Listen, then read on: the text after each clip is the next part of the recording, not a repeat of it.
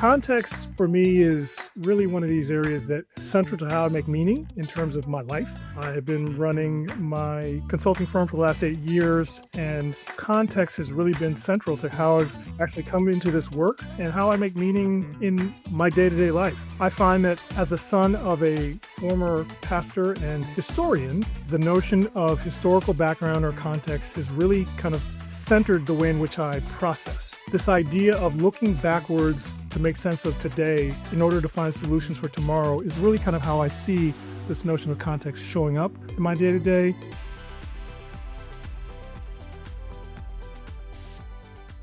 Hello, welcome back to Coach to Coach. Today, we're talking about context. I have Kasie and Alejandro with me today, and they are our experts. Kasie, I'm going to come to you first, and I'm going to ask for your top 5, where you're calling in today from, and then just a little bit about you and this strength of context. Yeah, thank you so much for having me. My name is Kasie Hayden, and I'm calling in from Vermillion, South Dakota, a very small town about 2 hours north of Omaha, right in the corner of South Dakota. I live here with my husband and daughter, and we run 3 businesses, including this coaching business. My top 5 strengths are: number 1, individualization; number 2, relator; 3, context; 4, restorative; and 5, deliberative.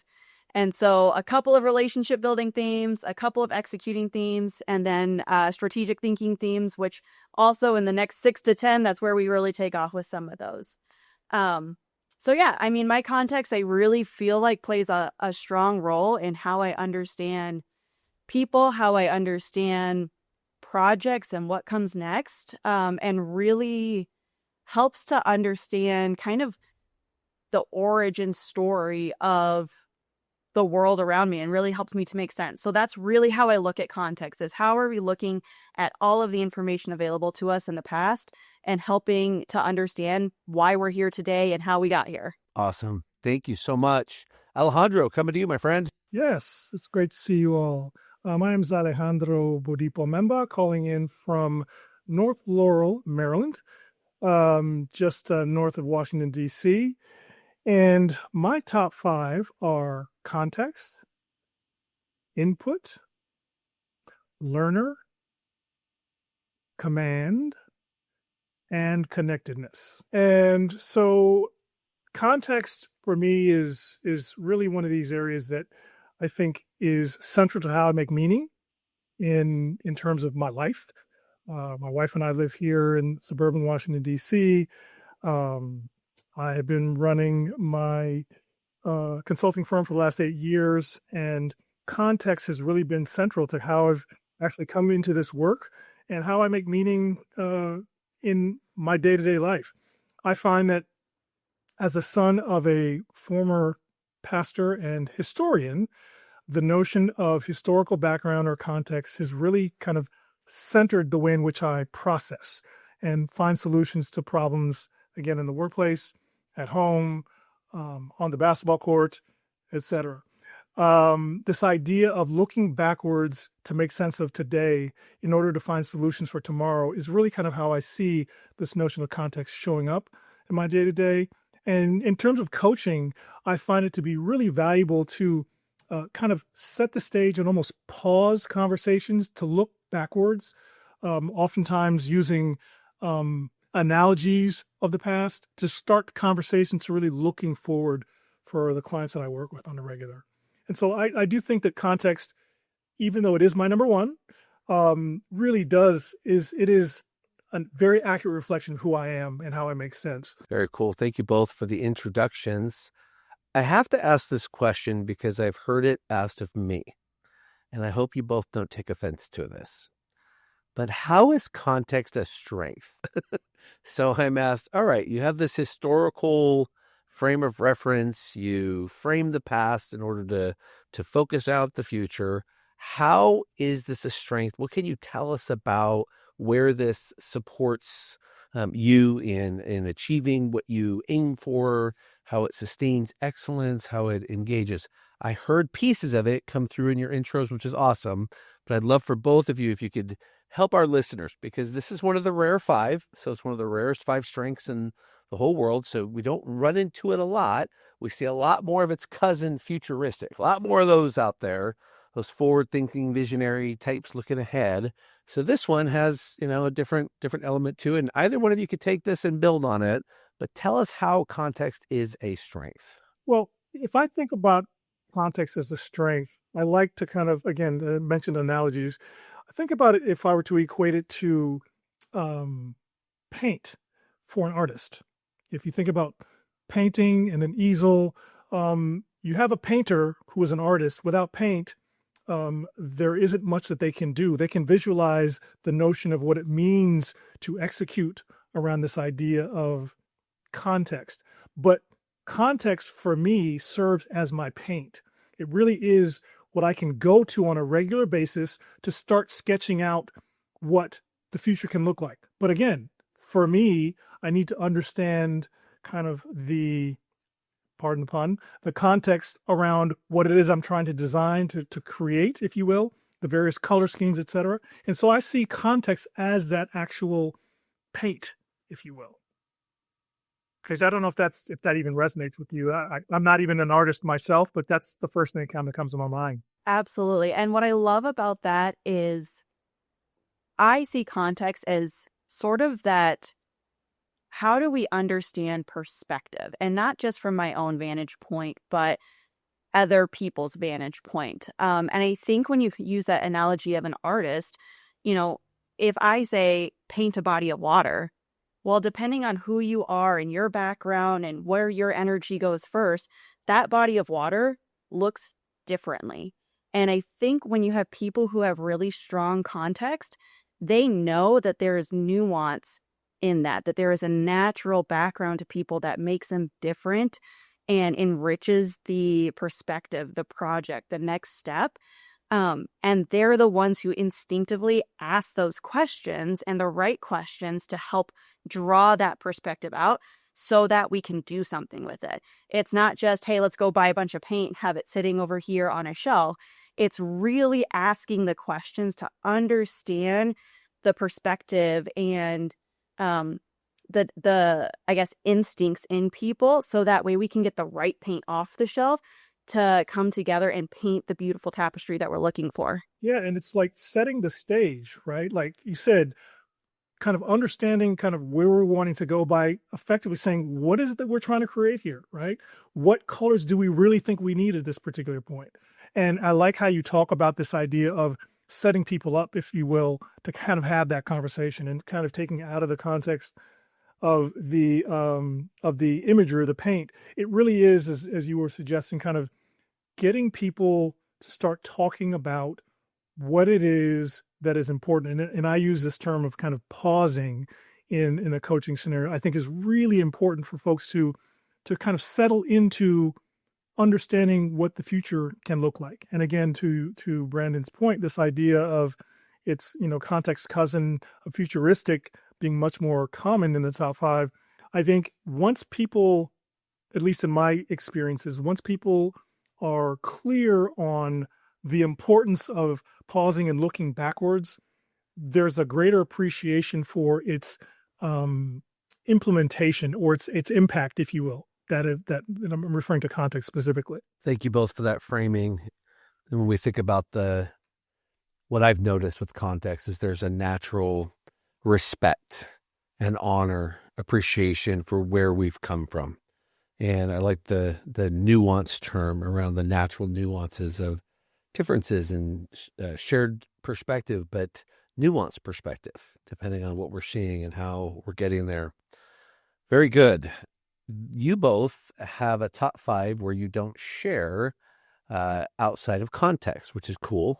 I'm sure if we go down, you might find a couple alignment there, but this is great because for the benefit of our listeners, when we think about season 3, coach to coach, the secrets of the strength. Obviously, when you pair any one with another, you get a little different bit of a mix there of how it shows up and the way it operates. And so looking at each other's strengths, I'm going to hand over to you now to let you both start exploring a bit of how the context strength shows up with the others that you're seeing present. And I find it intriguing, Kasie's leading with 2 relationship building, and then comes that heavyweight fighter context in the middle, and then executing. And you said more thinking is loaded in the 6 through 10. Okay, and Alejandro comes in with heavyweight thinking, 1, 2, 3, big time thinker. But then you bring command, and that's always a fascinating friend to bring to the party, because right up there with context, it's even more unique. It's the second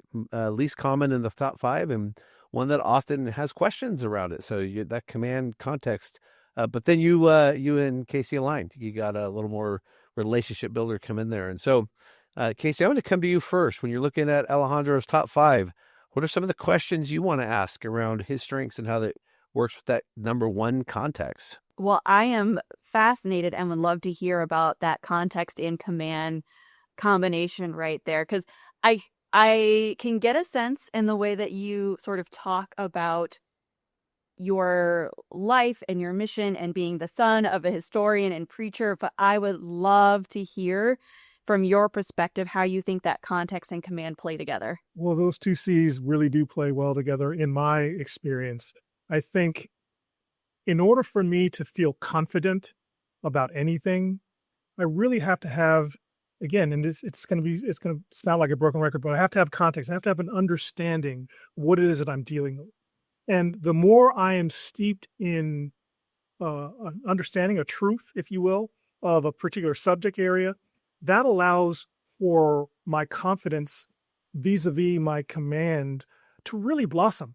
And I feel much more like an expert, if you will. When you think about how it is that I've utilized my context in the context of coaching, for example, the more I know about an individual that I'm working with, the more I'm able to kind of trust the facts, quote unquote, on the ground, as well as allow for them to trust me by me sharing my story through context.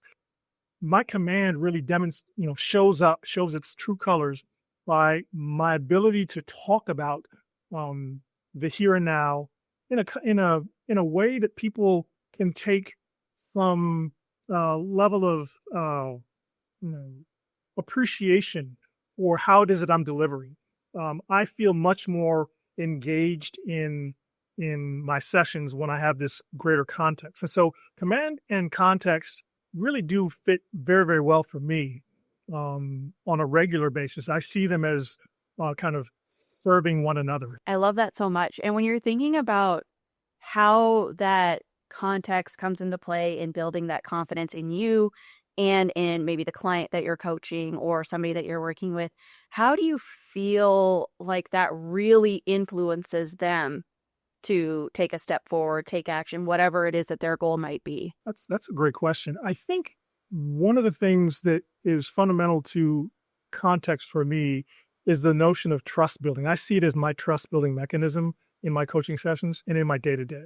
And I think by establishing some level of trust with a client, with a coachee, and then demonstrating my own enthusiasm or excitement around a particular issue, I think that sets an example and gives almost a permission structure for folks to kind of, at least in the session, practice this idea of what it would mean to kind of really lean into context and outwardly show that that context is buttressed or supported by this idea of a confidence, in some cases confident vulnerability, because in some cases you don't always really know what's in front of you, but demonstrating that, by virtue of this grounding that I have in my history, my past, my context, I'm able to confidently, through command, share my perspective.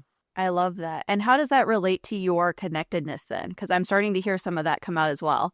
And just so you know, I see all 5 of mine very, very well connected. And despite the, heavy grain, heavy analytical kind of pieces, the connectedness piece, I think, is part and parcel of who I am, my humanity, if you will. I don't think that and as we know, there are no accidents, those of us that are strong in connectedness. And in relationship building, it's not just being able to kind of convey or perform, but there has to be a genuineness there, at least in my own work. And so when I was talking about the context being trust, founded in trust and trust building, part of that is being vulnerable and being connected to the individuals that I'm working with, which actually speaks to your individualization, right? That idea of kind of seeing each individual for who they are and connecting at the areas of that make sense, right? At a human level, really. You know how we start our coaching business on a high, only to get absolutely overwhelmed by the business side of things? We're suddenly supposed to be a full-time salesperson, marketing funnel maker, email marketing expert, social media manager, customer service rep, and tech expert all in one. Yeah, overwhelmed. Well, Lisa Cummings, our strengths coach friend, created a membership that gives you an insane member vault that will blow your mind. All the tools, systems, and templates to save you time and money. It's the actual assets Lisa used at Lead Through Strengths to build a successful strengths coaching business. All the assets are yours to customize and make your very own. She even gives you 2 years worth of emails you can use to serve your customers. So check it out at podcast.34strong.com, Lead Through Strengths. Again, podcast.34strong.com, Lead Through Strengths from Lisa Cummings. I love that so much. And what I'm hearing that I think is very important for people to recognize is that context is not about just digging into the past in isolation. When you're talking about creating a shared space for people to be vulnerable, to share their story, right? There's a sense of, the one thing that's common about history is that we all have it, right? And so it's just a matter of understanding it and then finding those points of connection. And I think the way you illustrate how that naturally comes up is a beautiful illustration of how unique this strength is and how it adds that unique perspective. So much so that I feel like a lot of people try to teach this very skill to others, right? And a lot of leadership trainings or a lot of consulting, like they'll start with, here's the questions you need to go ask to understand the past so that way we can get these people on the same page. And I just think that your strengths show how you can instinctively, naturally, and beautifully do that with ease. That's very kind of you to say. I would tend to agree with you in the sense that in our work. Very kind of her to say. Wow, that was awesome. It's true. I'm still buzzing on the we all have one regarding history. What a great line, by the way. Can you repeat that one more time for our listeners? Of course. So the one common thing about history is that we all have one. That's great. And that's a good one. I think, a fun thing for people to sit down and remember, because, our cousin Futuristic can be amazing at just casting those visions forward, but you got to get people bought in. You got to understand where people are coming from in order to get there, and connecting to to somebody's history and making them feel seen and heard and accepted is the quickest, most high energy way to get to that. And Kasie, let me just ask you, if I could, as far as your context is concerned, how is it that your context shows up on a regular basis in your day-to-day, in your coaching, and how does it play with, for example, your deliberative? I'm very curious about, or your relator. How is it that, your context is showing up for you? Yeah, that's a great question. So I feel like, again, my context, even though it's nestled there in number 3, I feel like I'm always wearing kind of a shade of green in everything that I do, whether it's individualization or deliberative. I feel like I naturally am curious about like the pivotal moment in somebody's life. So whether it was a leader and they, there's always a call to action. I can always seem to find, here's the moment that maybe there was a challenge and they felt called to be better, or they were called to coaching in some way, shape, and form. And so my context just has this uncanny ability to find that moment and help them connect moments of excellence in their life to what we're trying to do. I work with a lot of service providers and a lot of entrepreneurs, and almost all of these business owners have had a moment where they started a business because they either saw a problem or they were tired of a traditional job and decided that they were going to bet on themselves. And at some point in time, they lose a little bit of confidence trying to be just like everybody else because they've heard that they have to, right? You have to get leads this way. You have to build your programs this way. And so to be able to come in and help coach them almost back to themselves, right? To find those moments in history and then breathe a little bit of belief into them and show them that they can use those strengths to move forward is really where I think my context shines brightest in digging out that information. So that would be a lot of my context, individualization, and relator playing together.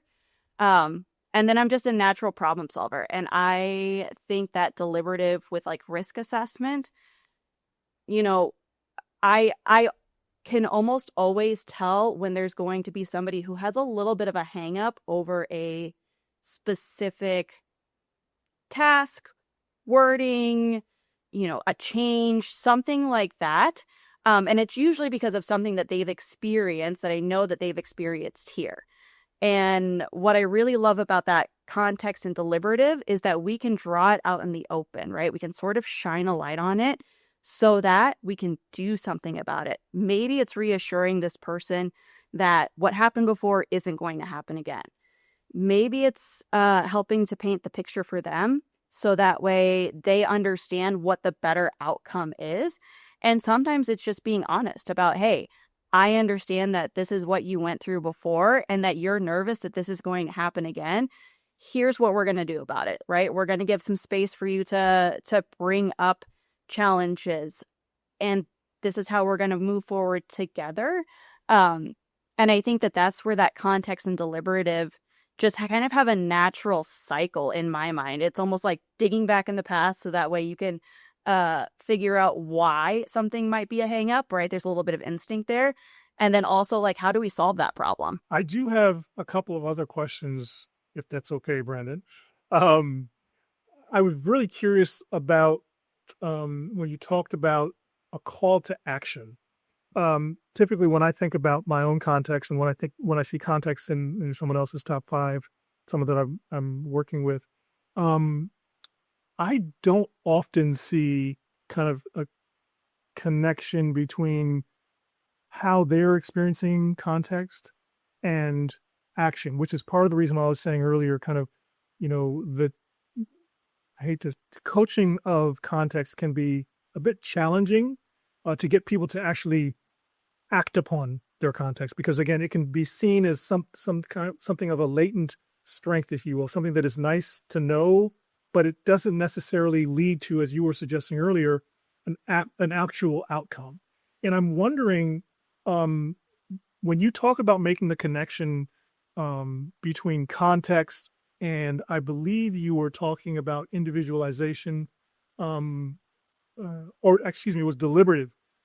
How is it you're taking that particular strength of context and effectually making certain that your clients are not just seeing it as, again, a nice to have, but that they're acting on their context? Yeah, that's a great question. So when I coach others with context high, first of all, I feel like we always have like a little bit of a mind meld going on, so it may be a little bit easier for me. So just kind of giving that a little bit of a caveat there. But I think once you really understand moments in history when that person has felt like their context stole the show, right? That their context was the reason that they got the job, landed a promotion, led through a challenge.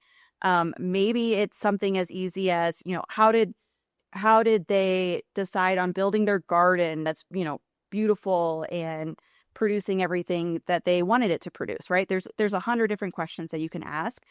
But the core of that is, when have they looked back in their life and felt proud of their achievements? When have they looked back and felt that they did something with excellence, that they accomplished something? And as you listen to them respond to those answers, you'll notice that their posture gets a little taller. They kind of sit forward a little bit more, and you'll hear these beautiful notes of, I'm going to say, evidence of their context, right? Whether it was, I looked at a case study, or I went and found a knowledgeable source, or I planted and observed something and realized that these vegetables grew better in this area. There's all of these little moments that I think when you're listening for a bit of a bump, you'll notice it next time.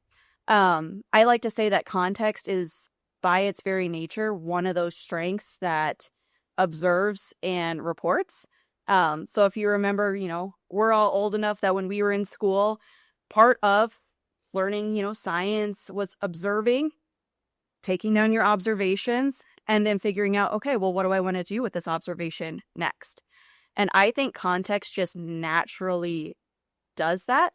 And that's where we can usually find that call to action hidden in what exactly they're observing and what their recommendation for the next step would be. Because if you have all executing strengths, it might be taking a step to solve a problem or taking a step to actually knock off a checklist.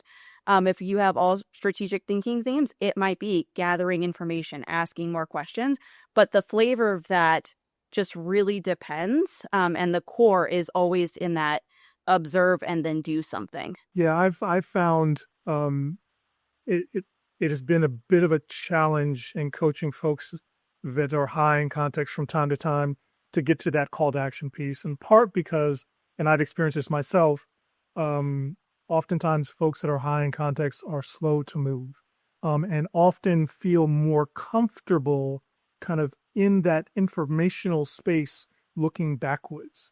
And so part of what I have found to be successful, just in my own kind of self-coaching, if you will, is making sure that I'm connecting my context to my command, because the command almost forces me to be action-oriented, whether it be in delivery or in outcomes, et cetera. And, one of the things that I think that you've pointed out that's really important that I would recommend if I were speaking to coachees is if you are high in context, make sure that your context is connected to some of your executing domain opportunities, if you will, because context is a wonderful strength to have. It can have its edges, though, and if you're not careful, you can find yourself living in your context or living in the past, right? And that can be a bit of a challenge, particularly in an environment where you may be needing to kind of get to resolution, to solutions much more quickly. And so while it's my number one, I feel very proud to have it. It really is kind of a reflection of who I am. Making sure that as you are really leaning into your context, that you take a partner strength with you as you're trying to get to that action-oriented kind of solution. That's great advice. And the other thing that I would add for people who don't have context is to really work with those who do to understand what evidence is important for them. Because I think that helps to get you speaking the same language, the evidence for them to move forward, what that sort of baseline litmus test that they need to pass is going to help you move forward quicker. And then if you're working with somebody who's context, sometimes it's even helpful to ask the question of, okay, do we think that this is really going to add value? Or are we just doing this because it feels good right now?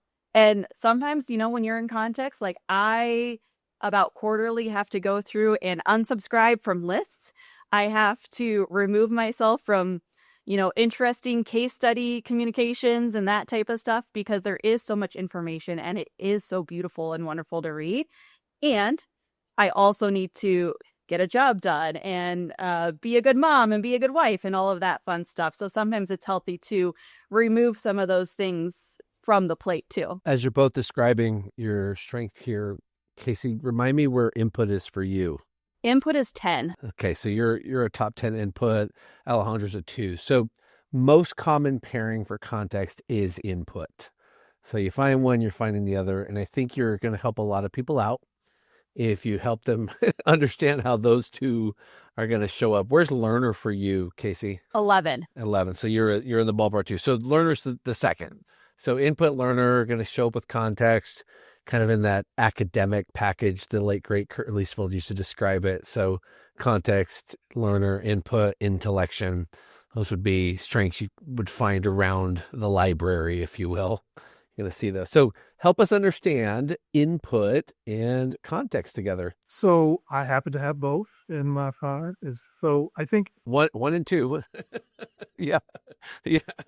I think it's really important for me, as I'm not only synthesizing it for myself, but also in the coaching arena, to make sure that at least in my experience, there really isn't an appropriate way to engage in your context without kind of using your input as a modulator, as a regulator, to kind of determine how much information is going to be coming in, how much information you're going to be exposing yourself to better understand that historical context. And so I think that those are, I don't want to say interchangeable, but they are definitely two strengths that operate off of one another at their highest iteration, right? In other words, one can have context in your top 10, and then the other input and learner can be further down the pike. But when they're close together in your top 5 or top 10, they really do kind of play off of one another on a regular basis. I think for me, I've noticed that when coaching an individual that is high in input and context, they are very much able to grasp the importance of what it means to look backwards, take that information from the past and have it make sense for current information. So as an example, thinking about the impact of artificial general intelligence, folks that are really steeped in context and are strong in input, I think are really well positioned to kind of leverage a tool like this for various future successes. Do you ever feel lonely as a coach or solopreneur? What if you had a place where you could surround yourself with like-minded coaches who truly get you, where learning, sharing, and growing together is the norm? Connect, Learn, and Share, started by Charlotte Blair, is a vibrant community of Clifton Strengths coaches from around the world. Hosted on the Circle platform, it's a place where you'll find people, processes, and events to help you grow your business, enhance your coaching and facilitation skills, and thrive in a safe, supportive, and collaborative environment. Connect with coaches from diverse backgrounds and experiences. Learn through a calendar of recorded events across time zones, and share your knowledge in a community built on an abundance mindset rooted in strengths. Visit podcast.34strong.com to learn more. Again, podcast.34strong.com to learn more about the Connect, Learn, and Share community. Yeah, I would add that, I think it's important for anybody with those three strengths to really spend a little bit of time to understand when have they felt at their best utilizing those strengths. And I especially think of input and learner because there are times where you can pretend that you are working and you can do a lot of busy work by collecting a lot of different resources and saving, again, case studies, whatever that might be, going to the library, grabbing books, whatever it might be. And at some point in time, if you're going to feel really good about yourself and be productive, we really have to map that to some sort of action. Even if that action is, okay, my goal is to make sense of the world. My goal is to build a business plan. So what are the resources that I actually need? And when is enough for me to move forward so that I'm not just kind of living in the library the entire time? I'm actually doing something with all of that knowledge and that information. I often find that our people who are really, really well understood with these strengths in a traditional job are the go-tos. They're the go-tos for, hey, we were just having a conversation about this. Do you remember when we demoed this platform, when we went to this conference, there was a presentation about this? They're the ones that sort of have this natural instinct of what to save for themselves, what to file away for other people. And again, have probably signed up for a listserv or have resources, have connections out there that they can go and ask and find this information to come back. It is helpful if you can provide some parameters for them. Like, go and do research for a few days. If you can get something to me on Tuesday of what you can find, so that way we can read through and figure out what we need to do next. Awesome. Because again, it feels good to find those resources. It feels good to go down the rabbit hole of learning and being curious. And then the next thing you know, I personally am a footnote galley. So if I am reading a book and there is a good footnote in there, like, I'm going to go find that original document and read through that and then find the footnotes over here. Like, it is just second nature for me. And so you kind of have to put some parameters on what it is that you're looking for, what would be helpful for the team, for the client, whatever that might be. And so really, really, I think getting some good definitions around what's needed can help those people move forward. Very cool. As you both are thinking about the most common with context, input, and learner, I'm wondering how we help all of our futuristic friends out there.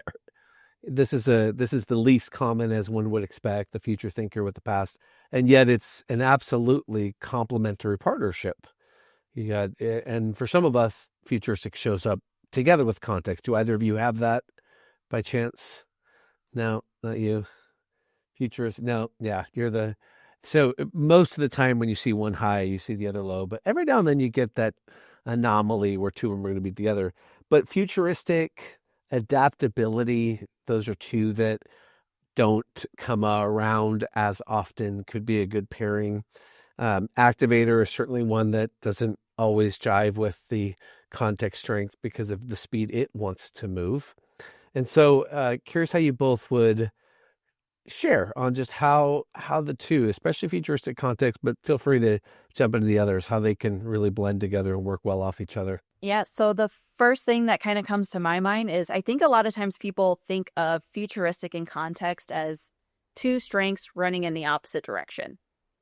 And really, all of the strategic thinking themes are about figuring out how to make sense of the world. How do you analyze and absorb different types of information?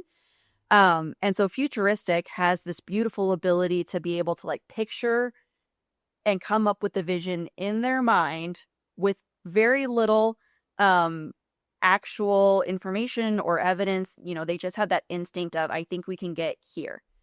And I think context and futuristics, when people are working well together, it to me is almost like both pedals on a bike. It's, here's this beautiful vision of where we want to go. Okay, let's find evidence of how we're going to get there.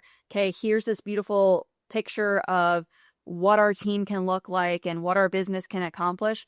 Great, let's figure out what we need to put into place first in order for us to be able to execute on that vision. And so I think when you can get those strengths on the same page, it really has this nice forward movement, as opposed to this kind of polar bouncing off of each other. And I know that's just something that I have noticed in partnerships with futuristic that have worked really well personally and for those that I've coached. But what about you, Alejandro? Yeah, I actually see them as interconnected. I really do see them as same side or two sides of the same coin, if you will. And while not everyone experiences those two in that way, I really do see, and I really like the analogy of two pedals on a bike, right?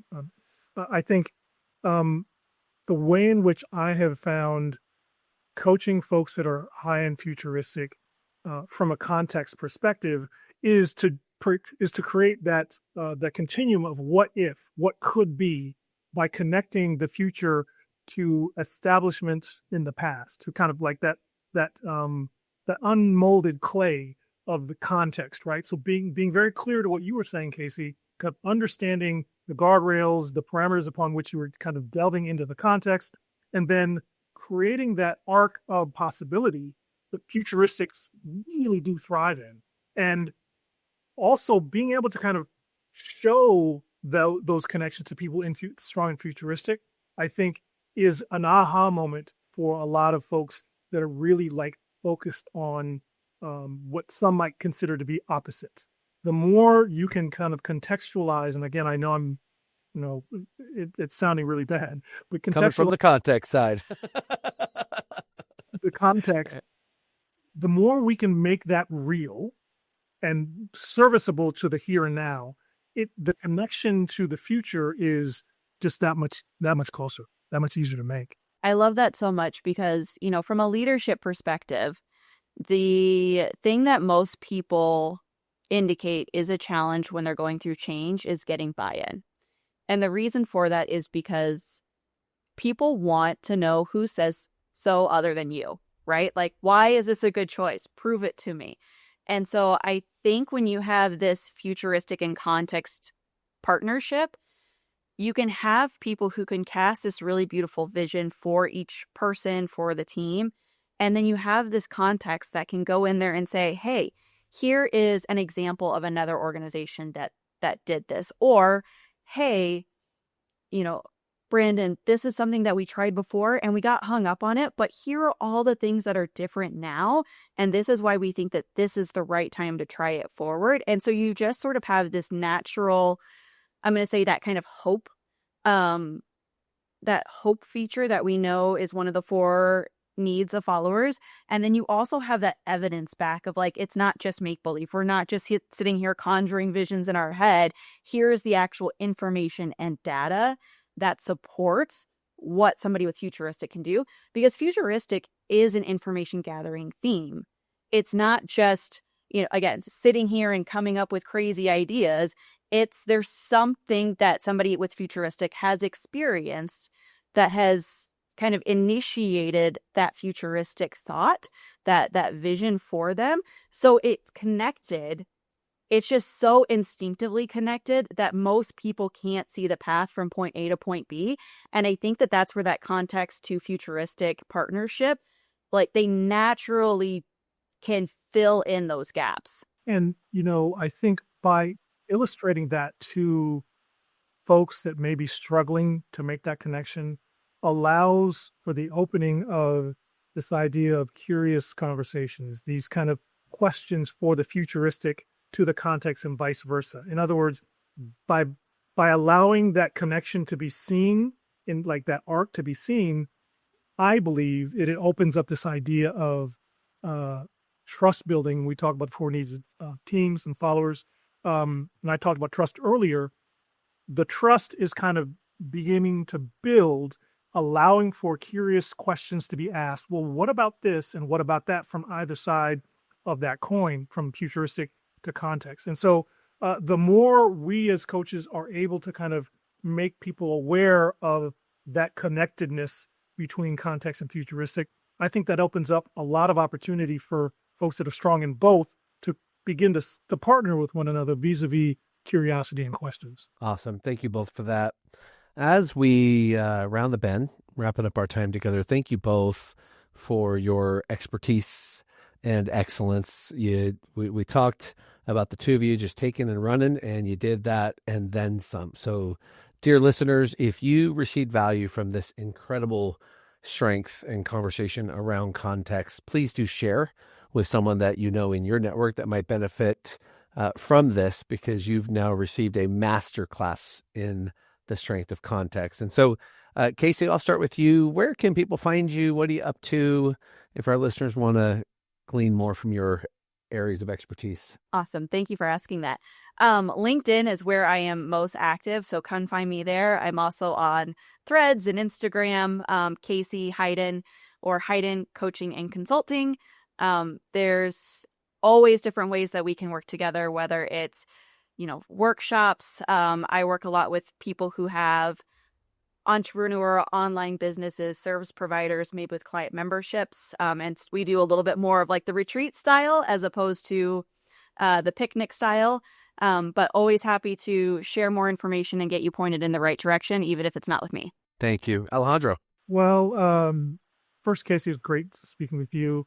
I can be found at OVP Management Consulting Group. Our website is ovpconsulting.com, and I'm the founder and CEO of OVP Management Consulting Group. And we work with organizations large and small, individuals, collectives, on strengths coaching, as well as strategic communications and other work. But in terms of this particular space, that's probably the easiest place to find us. We're also on LinkedIn as well under OVP Management Consulting Group, but would love to be of service in any way possible. All right. Well, huge thank you to you both again. And listeners, we look forward to seeing you next time on Coach to Coach. That's a wrap on this episode of Coach to Coach. If you've enjoyed today's conversation, be sure to subscribe so you never miss an episode. And if you're a strengths coach looking to dive deeper, join the Coach Strong community. It's where coaches like you come together to share insights, support one another, and discover partnership opportunities. Be part of the conversations that are elevating our industry. Email community@34strong.com to join today. Thanks for tuning in, and we'll see you next week on Coach to Coach. Stay strong.